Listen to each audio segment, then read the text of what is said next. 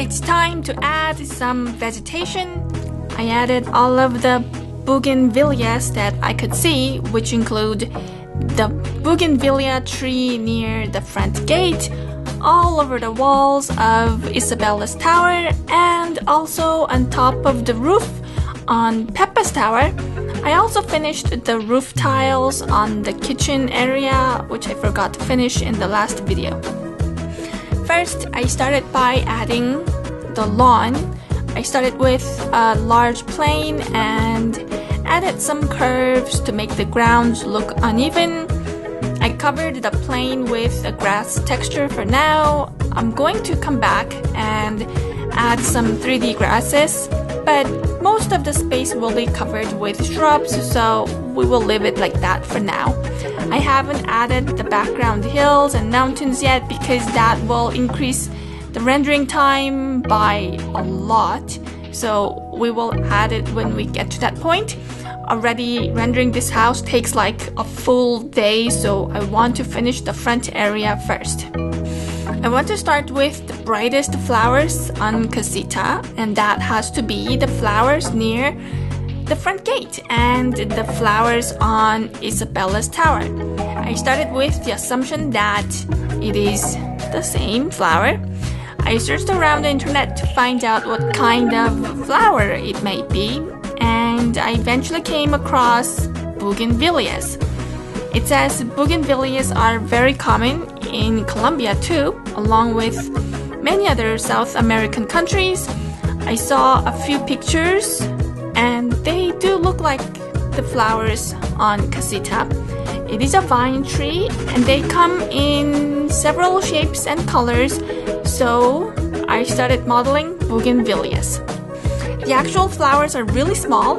What looks like the red flower petals are actually leaves. The actual flowers look like stigmas inside the red flower. There are 3 white flowers inside the 3 red leaves. The white flowers inside have about 10 white petals. I downloaded a picture of Bougainvillea green leaf.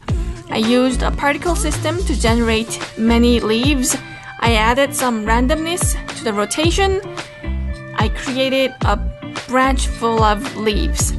I also downloaded a picture of Bougainvillea's red leaf, which looks like a flower petal.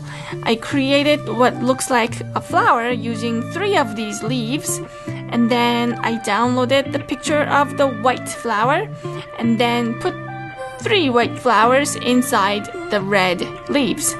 Now we have the base flower. I again used the particle system to automatically generate many of these flowers along a branch. I repeated the process again for the white flowers and the purple flowers. The Bougainvillea tree near the front gate has a visible tree trunk, so I needed to model the tree trunk. I started with a cylinder, split it into 2 branches, and then randomly extruded the branches in random rotations until I got a decent curves. I painted the tree trunk with a bark texture, and then I copied and pasted lots of those branch full of leaves and flowers until they covered up not only the tree branches but also on top of the roof of the front gate.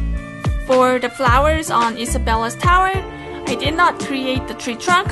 I'm not sure where the tree trunk is. I think it is located below the tower, in front of the kitchen area, but it is not very visible.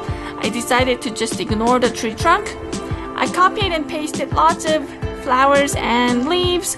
I used all of the red, purple, and white flowers.